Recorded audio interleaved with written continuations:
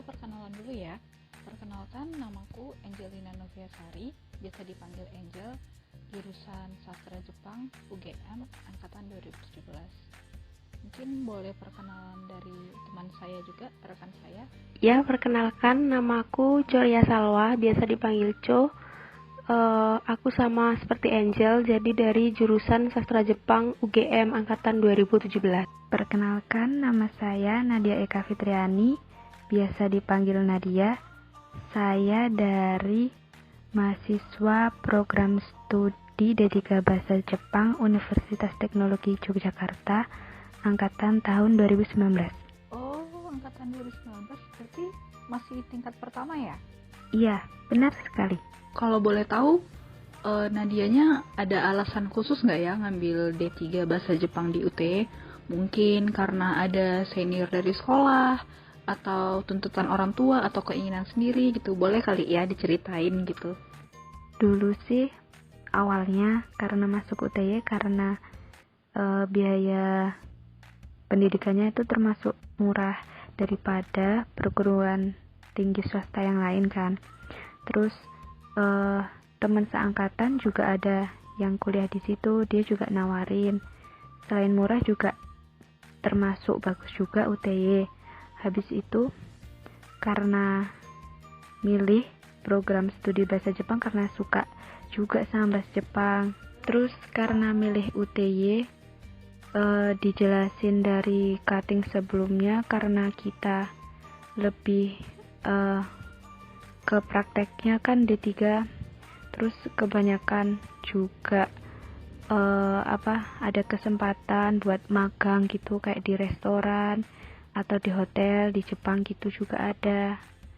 Jadi ya udah akhirnya mutusin untuk nyoba daftar di situ. Selain itu karena pertamanya nggak lolos kan di negeri, jadi milih akhirnya swasta tapi murah juga, tapi kualitasnya juga ada gitu. Akhirnya milih yang di UTY ini walaupun D3. Pertama sih maunya S1 ya, tapi mikir juga biayanya juga, sama di UTY sendiri juga udah banyak kerjasama kayak di perhotelan, terus di restoran gitu juga. Dari informasi senpai yang sebelumnya juga meyakinkan bahwa yaudahlah masuk UTY aja gitu. Di UTY yang ada bahasa Jepangnya itu selain D3 ada jurusan apa lagi ya? Misalnya mungkin ada S1 atau ada jurusan yang dia punya mata kuliah bahasa Jepang gitu yang kamu tahu setaunya kamu. Kalau di UTY sendiri, kalau program studi bahasa Jepang tuh cuma ada D3, S1 bahasa Jepang itu nggak ada.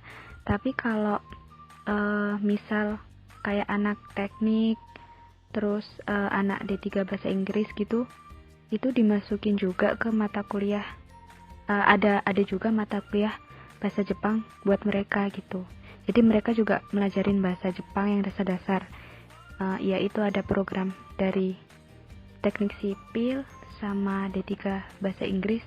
Di situ dimasukin mata kuliah bahasa Jepang. Berarti nggak cuma khusus D3 aja ya. Lanjut ke pertanyaan berikutnya ya. Sekarang di angkatan kamu ada berapa orang mahasiswanya? Yang masuk ada berapa? Terus sekarang ada berapa? Untuk tahun ini, di semester 2 ini, mahasiswa D3 bahasa Jepang di kelasku itu tinggal 16 orang. Dulu waktu pertama kali maba itu ada 19 orang. Habis itu semester 1 itu ada yang keluar 1. Terus semester 2 ini keluar lagi 2 orang.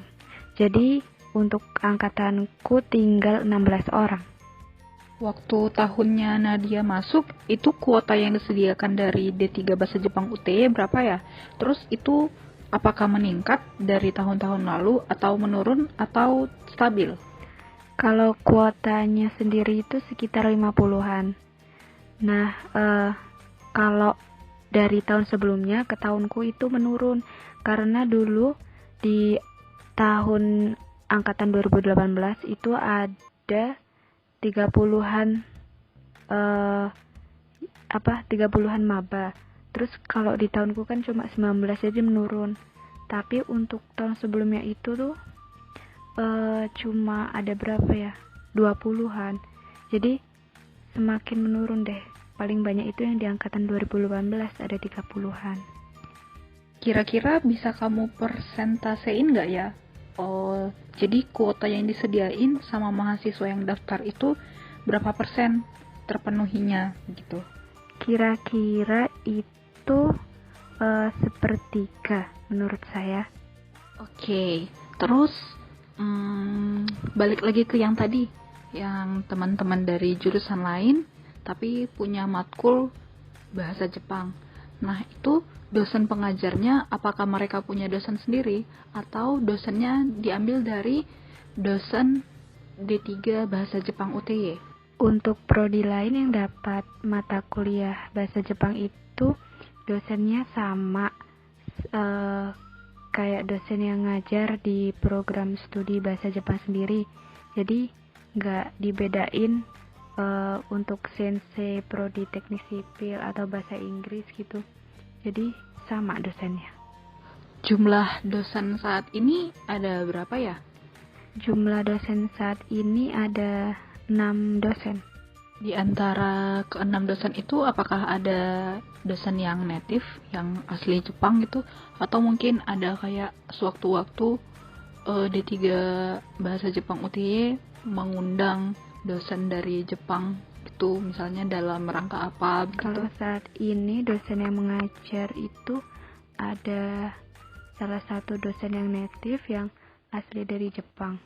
Tapi untuk misal kayak dosen dari UTY ngundang dosen dari Jepang asli itu kurang tahu ya. Karena kalau di angkatanku sih belum. Cuma ada dosen yang native satu. Jadi saat ini dosen yang native itu sejauh ini statusnya masih tetap ya di D3 bahasa Jepang UTY begitu? Iya, masih dosen tetap di UTY. Kalau untuk mahasiswanya, apakah ada mahasiswa yang native? Mungkin dia ryugaku di UTY begitu? Tidak ada saat ini. Oke, Nadia. Buat pertanyaan dari aku, sekian dulu ya. Sekarang dilanjut sama Korea Sawa. Silahkan. Oke, sama-sama. Oke, selanjutnya pertanyaan dari aku ya. Pertanyaannya, kalau kurikulum pembelajaran di bahasa Jepang UTY itu seperti apa ya? Misal, mata kuliahnya tuh apa aja gitu. Kalau di angkatanku itu ada mata kuliah Bungpo, Kaiwa, Hyogen, Chokai, Kanji, Dokai, Sakubung. Terus kalau untuk kakak tingkat itu ada Gaido, terus Nihongo no Komputa no Shio, terus sama ada Hongyaku. Oh, berarti mata kuliahnya tuh ada yang umum gitu, standar kayak misal Bungpo, Kaiwa dan sebagainya. Nah, kalau misal di angkatan atas itu kan tadi ada mata kuliah di Nihongo no Komputa gitu kan. Itu mungkin Nadia bisa menjelaskan sedikit mata kuliah tentang apa gitu loh.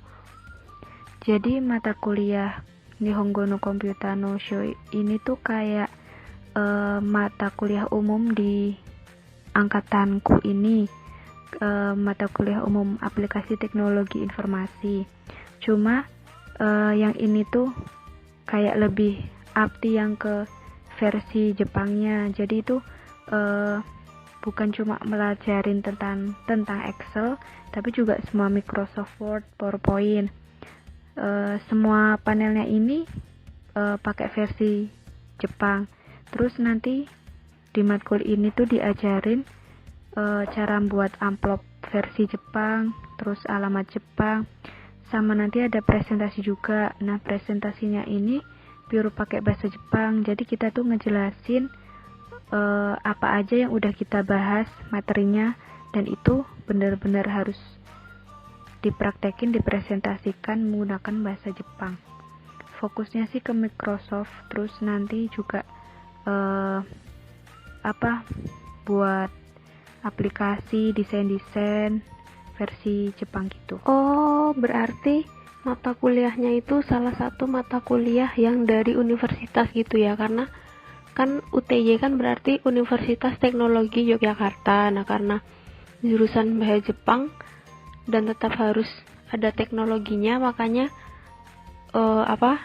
anak-anak mahasiswa bahasa Jepang UTY itu mempelajari teknologi tapi yang dalam berbahasa Jepang seperti itu. Iya, itu mata kuliah dari UTY sendiri buat mempelajari teknologi. Oke. Lalu pertanyaan selanjutnya, kan dalam pembelajaran tuh pastinya butuh buku acuan gitu kan ya. Kalau misal bukunya sendiri itu pakai buku apa ya? Untuk bukunya itu pakainya yang buku Minano Nihongo. Oh iya, Minano Nihongo ya. Oh iya, terus kan tadi di awal Nadia bilang kalau misal UTY itu kan ada outputnya, lulusannya tuh ada yang kerja di Jepang gitu-gitu. Berarti kan dalam masa kuliah itu pasti ada prakteknya gitu kan, kayak misal praktek perhotelannya sendiri atau gimana gitu. Berarti itu masuk selama kuliah tuh ada mata kuliah perhotelan kah atau bagaimana ya? Kalau tentang magangnya itu sih, setauku itu emang di hotel-hotel, kalau nggak di restoran. Tapi kalau kayak masuk ke matkul prakteknya gitu, setauku nggak ada sih. Cuma nanti kita itu kayak prakteknya itu di sananya kayak training gitu. Kalau di universitasnya sendiri matkul gitu kayak praktek perhotelan atau di restoran itu nggak ada sih. Jadi kita magang di sana, habis itu kayak belajar di sana itu pas di trainingnya itu gitu. Setauku sih gitu. Soalnya di sini prakteknya itu nggak ada yang kayak cara penyajian apa kayak di hotel atau restoran gitu. Nah, nggak ada. Berarti kalau misal di kuliahnya sendiri itu cuma belajar teorinya aja atau ada praktek misal cara pakai yukata atau misal chanoyu atau misal ada shodo gitu, ada atau enggak? Di samping teori juga ada prakteknya. Iya, kayak shodo, terus cara pakai yukata, chanoyu, terus ada ikebana, gitu juga prakteknya sih itu. Oh iya, berarti kalau dalam perkuliahan itu prakteknya tentang kebudayaan Jepang gitu ya. Kalau misal mau praktek tentang perhotelan atau tentang restoran tadi, mahasiswanya sendiri itu dituntut untuk magang keluar gitu kan ya? Iya, benar sekali. Kalau itu magangnya itu kan emang difokuskan ke perhotelan sama restoran. Jadi kita belajar sendirinya pas di sana pas masa training. Oke. Oh iya, lalu kalau D3 itu berarti untuk menyelesaikan kuliah itu tugas akhir ya, bukan? Kalau S1 kan skripsi, berarti kalau D3 itu tugas akhir. Nah, lalu kalau untuk syarat kelulusannya sendiri dari prodi bahasa Jepang UTY itu apakah ada syarat misal harus lulus N berapa, JLPTN berapa gitu, ada atau tidak ya? Iya, benar sekali, tugas akhir. Terus juga ada persyaratan kelulusannya itu ada syarat lulus JLPT N4.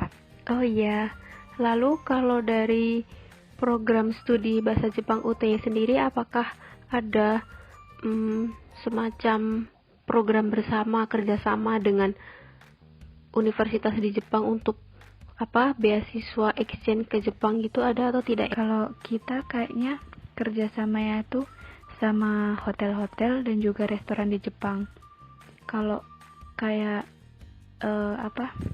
kerjasama dengan univ Jepang tuh kayak exchange gitu, kayaknya enggak, karena kalau UTY sendiri di D3-nya ini kan lebih fokusnya ke pariwisata. Kalau dulu sempat fokus ke pendidikan kan, kalau sekarang itu diganti fokusnya itu jadi ke pariwisata. Jadi kita itu kerjasamanya paling banyak itu ke hotel sama restoran yang ada di Jepang.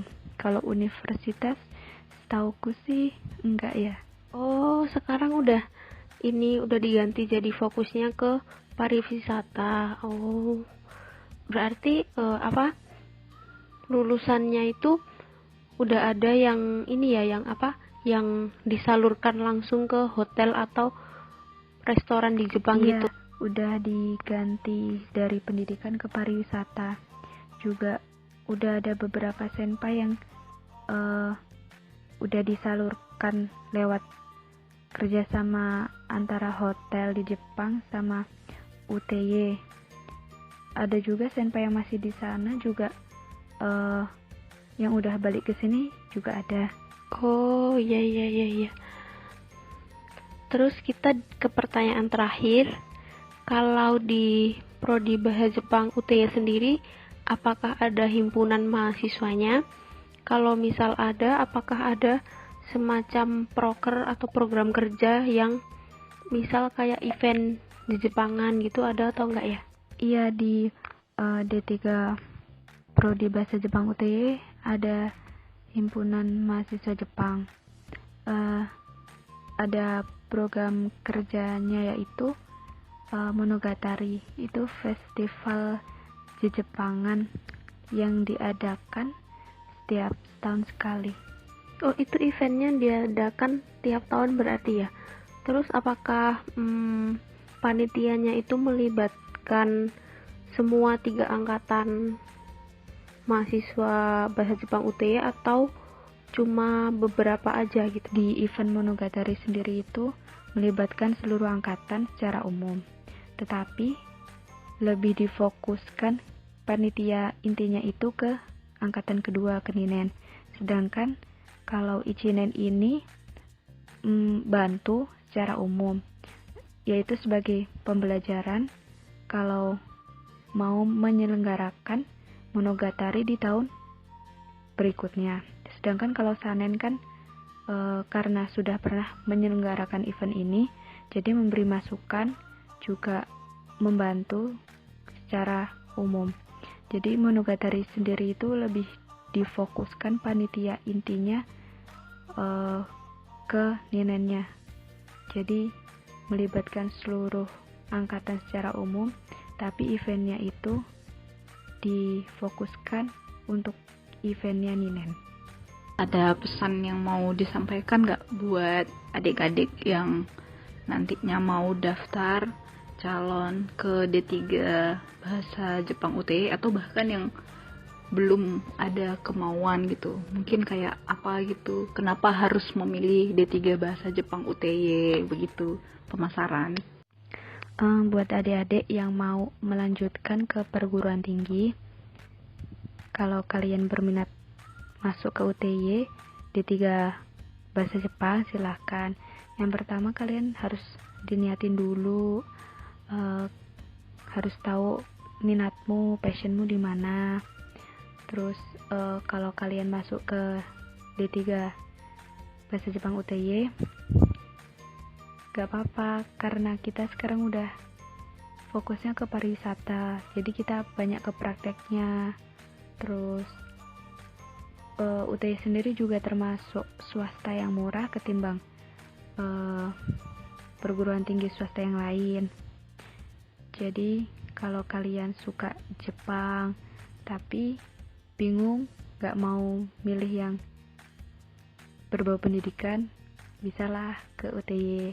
Tapi yang pertama harus diniatin dulu dan tahu passion dan minat kalian sendiri itu di mana. Yeay, jadi itu tadi informasi yang kita dapatkan dari narasumber kita, Nadia, dari jurusan D3 Bahasa Jepang Universitas Teknologi Yogyakarta. Terima kasih untuk Nadia sudah menyempatkan waktunya kita wawancarai, dan semoga informasinya bisa bermanfaat untuk teman-teman semua. Untuk teman-teman semua, jangan lupa terus semangat, terus jangan lupa belajar, jangan lupa jaga kesehatan. Semoga sehat selalu, dan kita jangan lupa untuk stay di rumah aja. Oke? Bye-bye, terima kasih. Terima kasih Nadia, terima kasih teman-teman yang sudah menonton.